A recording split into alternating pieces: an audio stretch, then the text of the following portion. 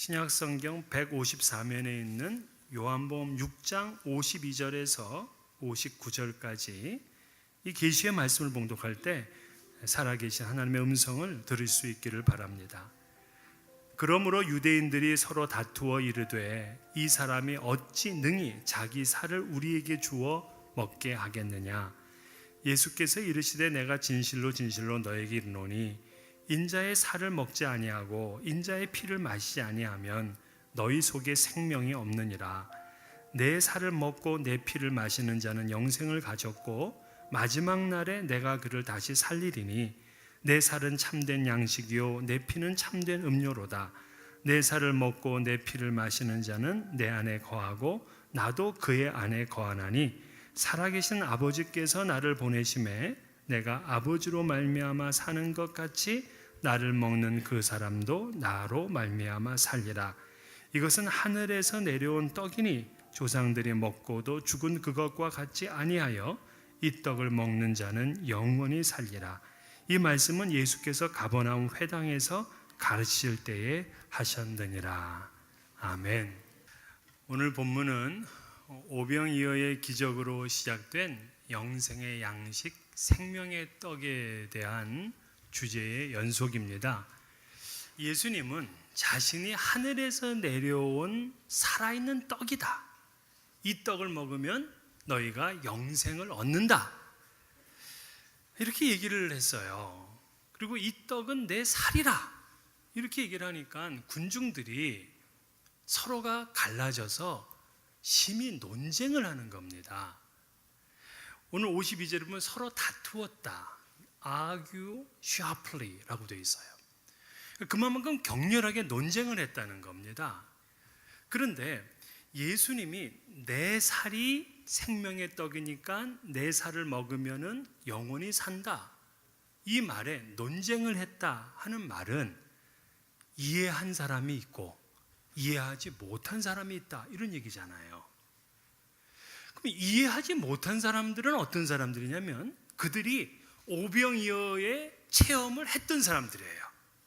그래서 떡을 먹었기 때문에 야 저분을 붙들면은 내가 아주 흡족하게 살겠다라는 생각을 가지고 예수를 왕으로 모시겠다고 찾아온 겁니다. 그런데 떡 얘기할 때는 좋았는데 진리의 이야기를 하니까 싫어. 그러면서 격렬한 반대자가 됩니다. 우리의 신앙이나 우리의 예배나 우리의 기도가 이런 모습이면 안 돼요. 물론 처음에는 떡 때문에 왔어. 처음에는 우리 아이들 좀 잘 되게 하기 위해서, 내 병 낫기 위해서, 때로는 한국 음식 좀 먹기 위해서, 한인들과 서로 좀 교제하기 위해서, 여러 가지 나름대로 내 그 떡을 먹고 싶은 그러한 마음으로 왔지만 생명의 말씀, 진리의 말씀을 들으면 진리를 깨달아야 되는데 떡은 좋은데 진리는 싫다. 이런 태도면 안 되잖아요. 예수님께서는 그 생명의 떡에 대한 주제로 말씀하시다가 오늘은 한 걸음을 더 나갑니다.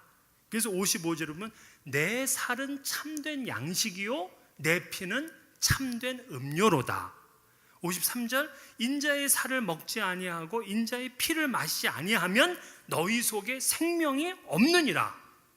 그러니까 살에서 피로 양식에서 음료로까지 나아가고 예수님의 살과 피를 먹고 마시지 않으면 생명이 없다. 이렇게 선언을 했어요. 지금까지 몇 주 동안 계속 강조한 것이 예수의 살을 먹고 예수의 피를 마신다는 건 뭐냐? 그것은 나를 위해서 십자가에서 죽으신 그분을 내가 그대로 받아들인다는 거예요. 그걸 의미해요. 우리가 매일 음식을 의지하잖아요. 그것처럼 우리의 일상의 삶에서 나를 위해 십자가를 지신 그 예수님을 믿고 의지한다는 거예요. 이것이 바로 그분의 살과 피를 먹고 마신다는 의미입니다. 그래서 예수님께서는 우리에게 매일 당신을 의지하며 살라는 뜻으로 바로 오늘 양식과 음료로 표현하신 거예요. 이는 40년 동안 하나님께서 광야에서 이스라엘에게 만나를 내려주신 이유와 같습니다. 그러면 예수 그리스도의 살과 피 그리고 죽음의 의미를 받아들이지 못한다면 그 누구도 생명을 못 얻어요.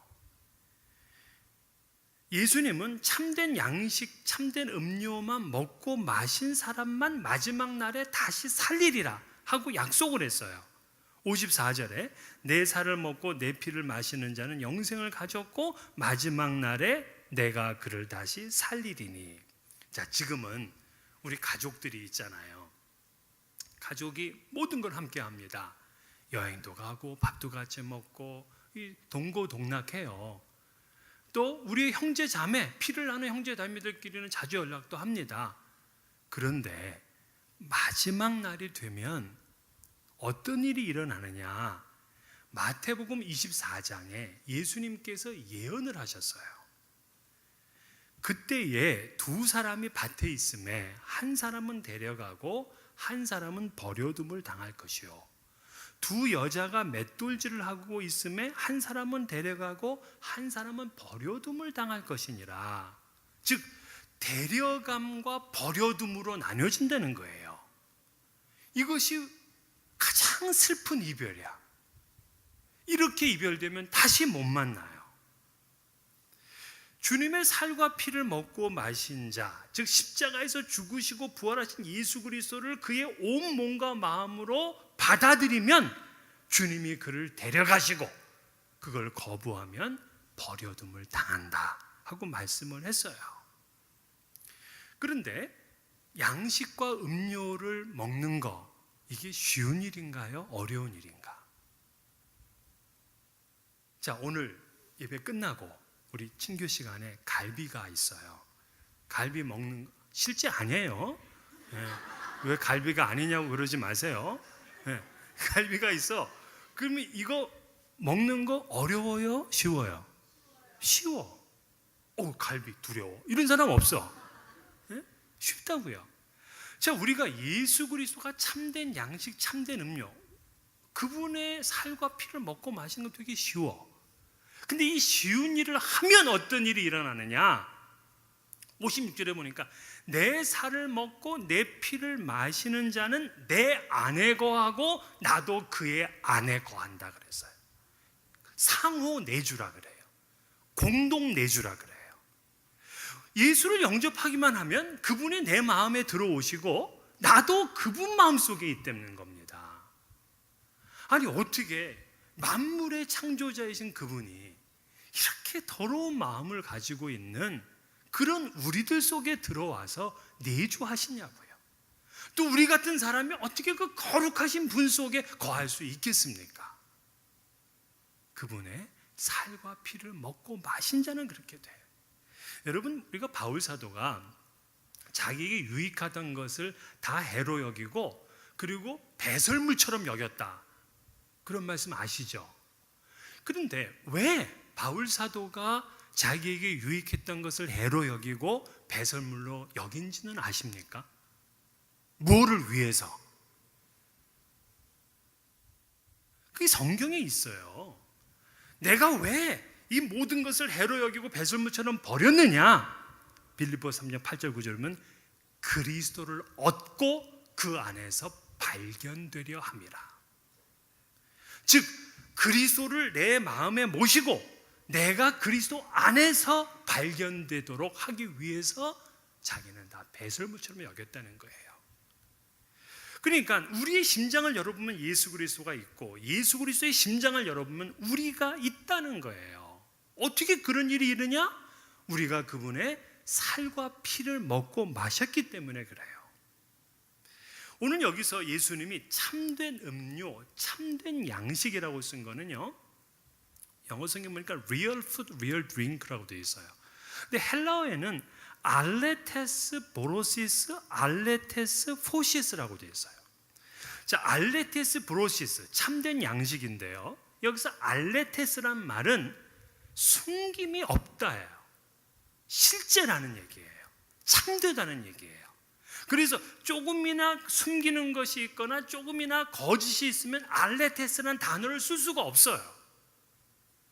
그러므로 알레테시 브로시스 알레시스 포시스라는 말은 예수가 아닌 그 어떤 것이라도 참된 양식과 음료가 되지 못한다는 거예요. 그래서 우리는 인생의 목마름을 해결하고 인생의 허기, 갈증을 해결하기 위해서 여러 가지 다른 일들을 해봅니다. 다른 종교에 귀의하기도 합니다. 하지만 안 돼. 그것은 알레테스가 아니에요. 진짜가 아니라고요. 근데 현대인들의 문제는 이런 절대성을 용납해 주지를 않습니다. 관용이 미덕인 세상에 오직 예수라고 하면은 너무 주관적이고 고집스럽고 편파적이라고 생각을 해요. 독선적이라고 생각을 합니다. 근데 사실 진실은요, 진리는 배타적이고 독선적일 수밖에 없어요. 내 안에는 아무개다.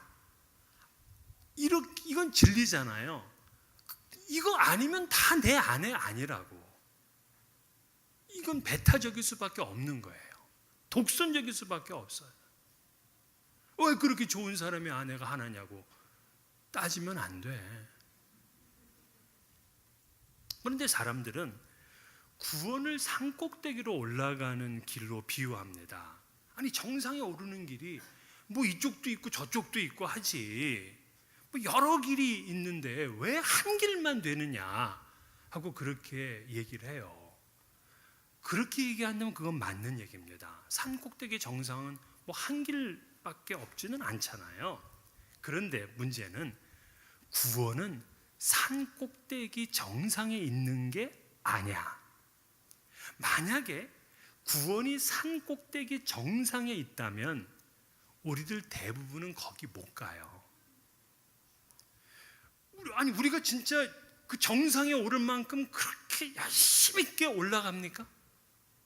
혹시 여기서 에베레스트 산 정상에 가보신 분 한 분 계신가요?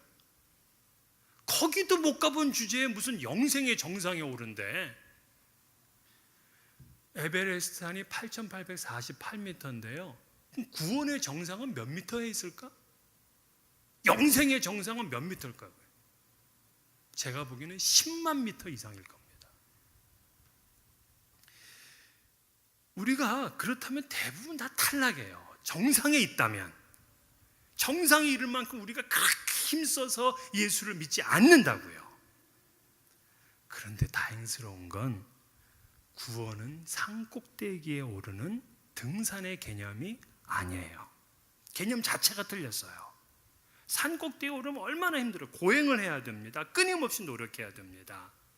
그런데 구원의 길은 고행길이 아니에요. 하나님은 보좌 높은 곳에 그 산꼭대기 정상에 자리를 틀고 앉아서 다 내게로 오라 그러지 않으셨어요.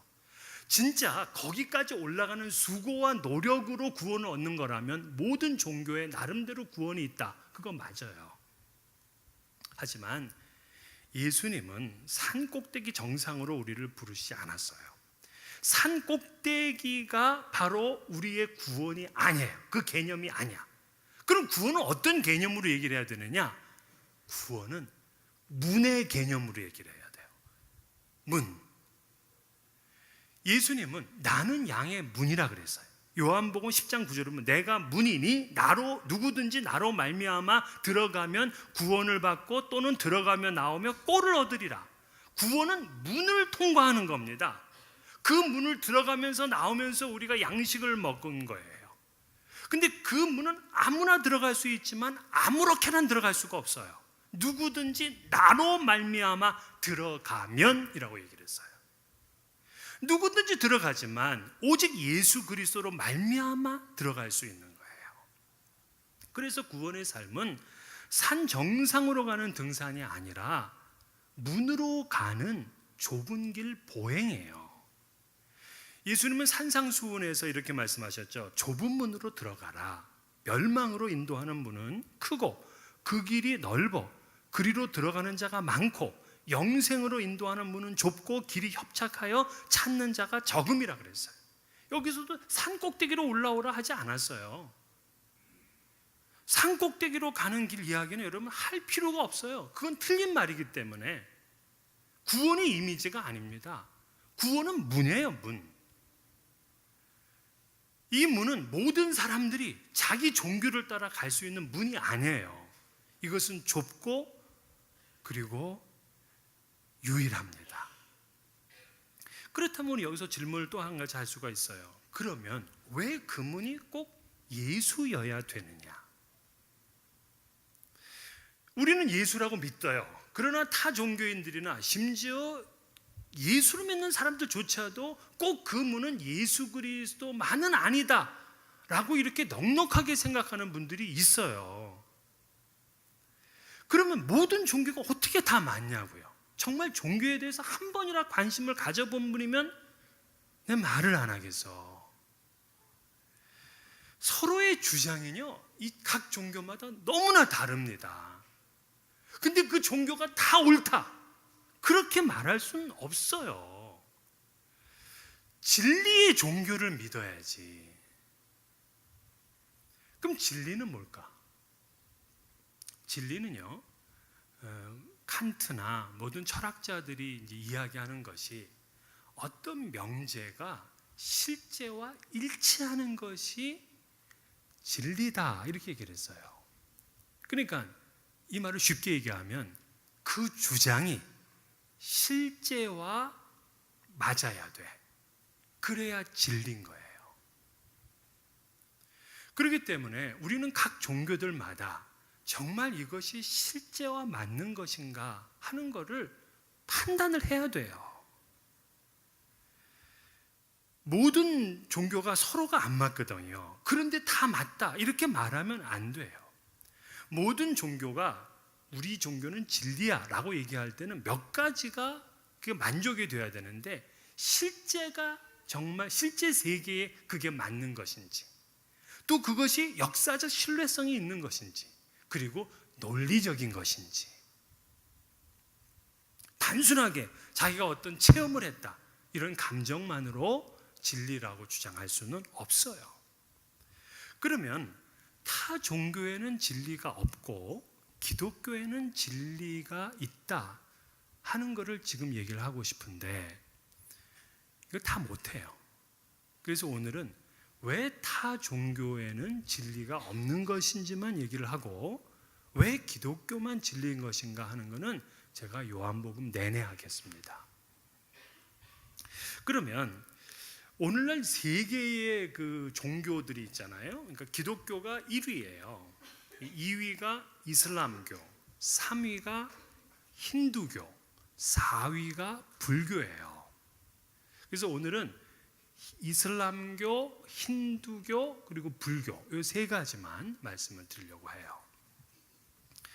왜 그들 종교는 진리가 되지 못하느냐 하면은 우선 논리적이질 않고 실제 세계와 안 맞기 때문에 그래요. 힌두교는 범신론, 이 팬시즘입니다. 이 범신론인데 그들의 주장은 뭐냐면 네 가지가 이 힌두교의 주장인데요. 첫째가 하나님은 모든 것이고 모든 것이 하나님이다, 그렇게 주장해요. 두 번째는 우리가 지금 보고 듣고 만지는 실제 세계는 환상에 불과하다. 세 번째, 우주와 하나님은 하나며 하나님은 궁극적으로 비인격적인 존재다, 이렇게 얘기를 하고요. 마지막 네 번째는 브라만은 곧 아트만이다. 이 말은 뭐냐면 하나님은 곧 인간이고 인간은 곧 하나님이다, 이 얘기예요.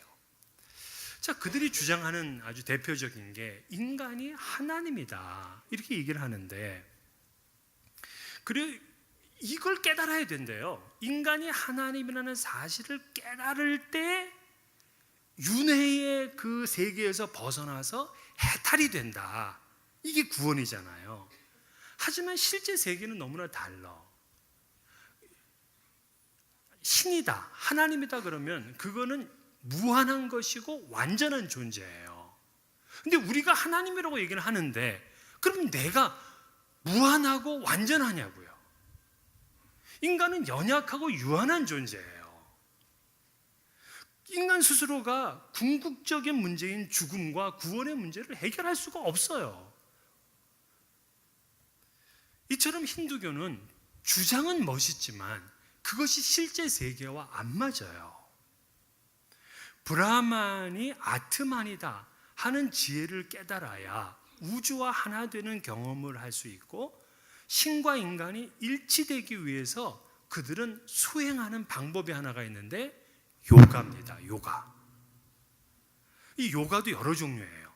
묵상과 마인드 컨트롤을 통한 라가 요가, 행위를 통한 카르마 요가, 지식을 통한 즈나나 요가, 사랑과 헌신을 통한 박티 요가. 그래서 여러분들, 이 요가의 철학적 배경은 내가 신이고 신이 나다 하는 것을 훈련하는 방법으로 하는 거예요. 피트니스 클럽 가가지고서 요가하니까 신나가지고 막 그냥 하고, 이제 알았으니까 그거 하든지 말든지 알아서 해야지. 그래서 인도교의 가장 큰 문제는 유한한 인간을 구원해낼 절대적인 하나님의 존재가 없는 거예요. 또 그들은 이 세계가 모두 다 환상이라 그러거든요. 그럼 환상이면 뭐가 진짜냐고요? 환상이면 뭐가 진리야? 그러니까 이미 이 종교 안에는 진리라고 말할 수가 없어요. 종교 자체가 환상이니까. 심지어 선과 악도 환상이다 이렇게 얘기를 하는데, 아니 우리가 보면 이게 선이고 악이고 이거 대충 안다고요. 근데 그것도 환상이라고 하니까 실제 세계와 그들의 주장과는 너무나 차이가 많아요. 그래서 힌두교는 진리가 될 수가 없어요. 두 번째, 이 불교는요, 무신론을 주장하는데, 이 불교는 창조주 하나님이란 존재를 거부해요. 그리고 인간의 주체적인 노력을 중시하는 종교입니다. 그래서 하나님이란 존재를 부정하기 때문에 무신론이라고 하고요. 그리고 인간의 자아를 부정한다는 의미에서 무아론이라고 합니다. 무아론.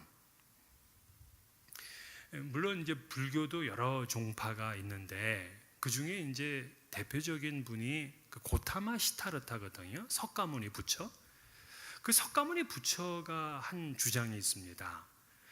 인생은 고통이고 그 고통의 원인은 인간의 끊임없는 욕망과 집착 때문이다. 그렇게 얘기를 했어요. 근데 왜 인간이 그렇게 욕망을 갖고 욕심을 갖고 집착하느냐?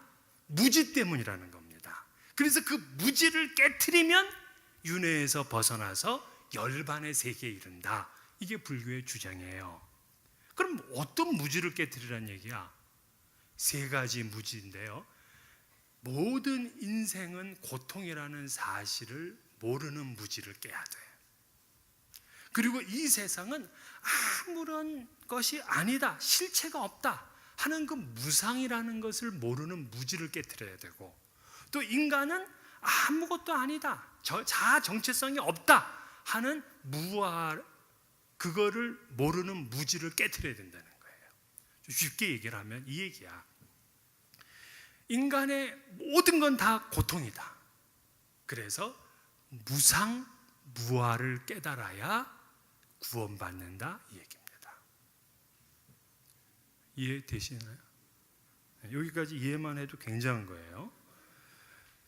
그러려면 모든 것은 무다라는 것을 이루기 위해서는 그들은 수행을 해야 돼요. 그래서 그들이 뭐 사성제, 팔정도 그런 말을 쓰거든요.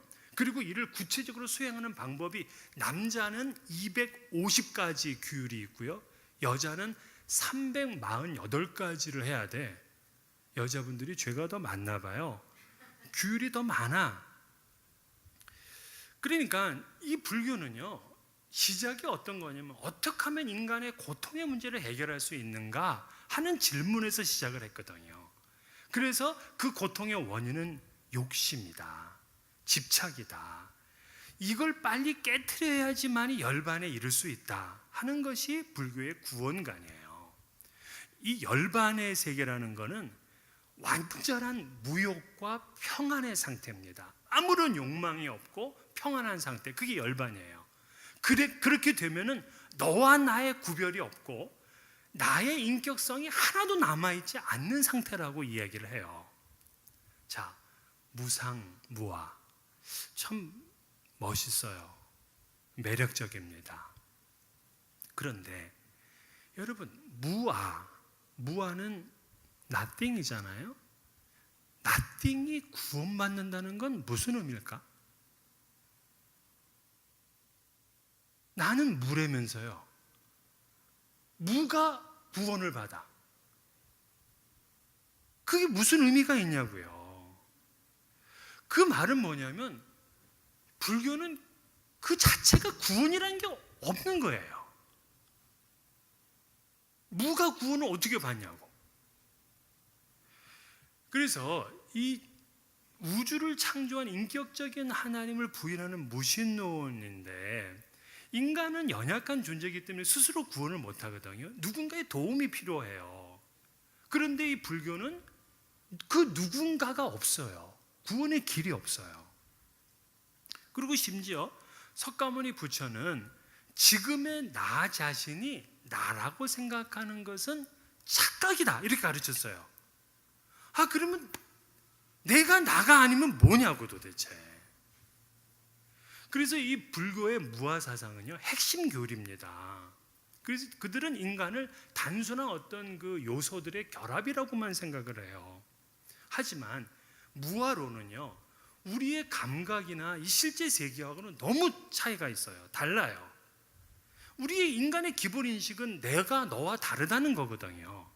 그리고 나의 정체성입니다. 근데 내가 나가 아니라니.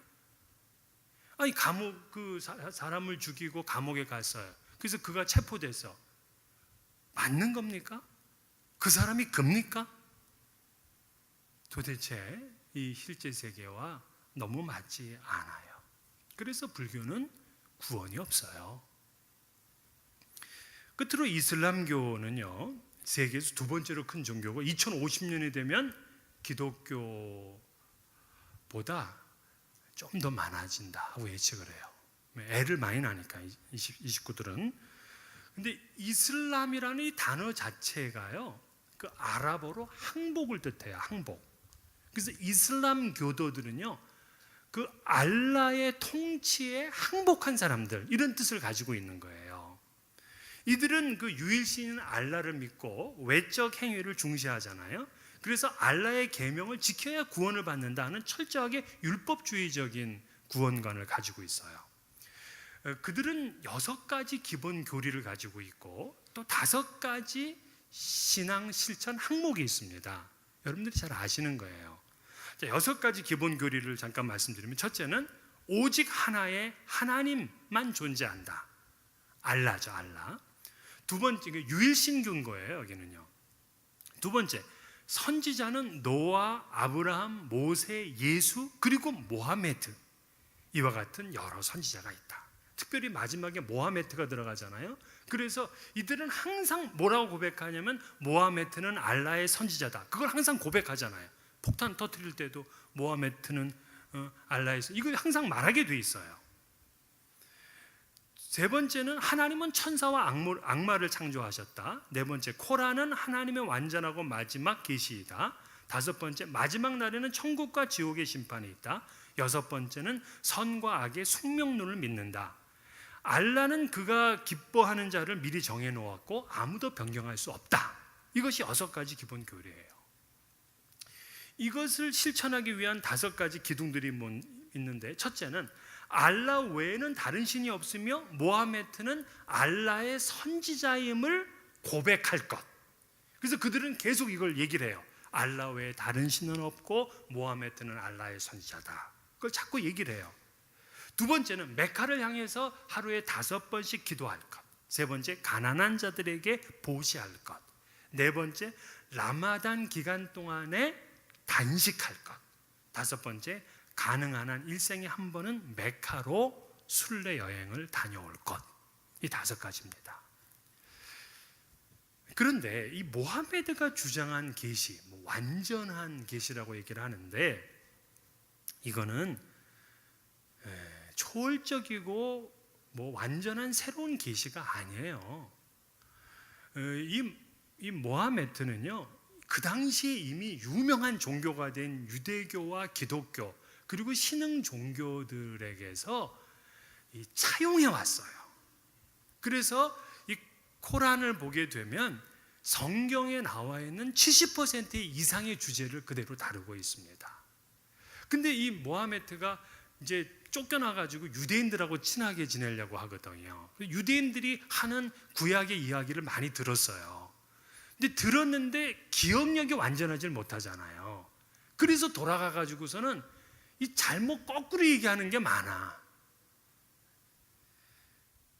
그렇기 때문에 당시의 유대교와 기독교와 이방 종교를 인용하거나 응용한 것에 불과합니다. 게다가 이 모하메트의 큰 실수는 전쟁을 이용해서 선교를 하는 거예요. 특별히 지하드, 성전이라고 하잖아요. 이 성전을 통해서 사람들에게 알라의 뜻에 복종하게 하고 또 이 전쟁에 목숨 바친 사람들은 심판 없이 무조건 천국 간다, 이렇게 주장을 해요. 이건 심각한 문제가 있는 거예요. 왜 이들에게는 그 구원이 없냐면 이미 그들 주장이 논리적으로 모순되고요, 또 실제 세계와 맞지 않는 주장들이 너무나 많아. 그들은 유일신을 인정을 하는데 그 유일신은 알라는요, 기독교의 하나님하고 달라요. 그들은 신의 초월성을 너무나 강조해서 인간 세계하고는 전혀 관계가 없는 신입니다. 그렇다면 구원에 관여하지 않는 신이 되기 때문에 인간 스스로가 구원을 받아야 돼. 인간의 문제를 해결하는데 전혀 도움을 주지를 않아요. 그러니까 이슬람교는 구원은 전적으로 인간에게 달려있는 셈이 됩니다. 인간은 코란의 계율을 지키고 선한 행위가 악한 행위보다 더 많이 쌓여지게 되면 그 힘으로 구원을 받는다, 그렇게 주장해. 근데 문제는 이 이슬람의 신 알라는요, 각 개인의 운명과 행위를 이미 결정해 놓았다고 주장을 해요. 이게 숙명론이에요. 그러니까 지옥 갈 사람과 천국 갈 사람을 이미 결정해 두었다는 거예요.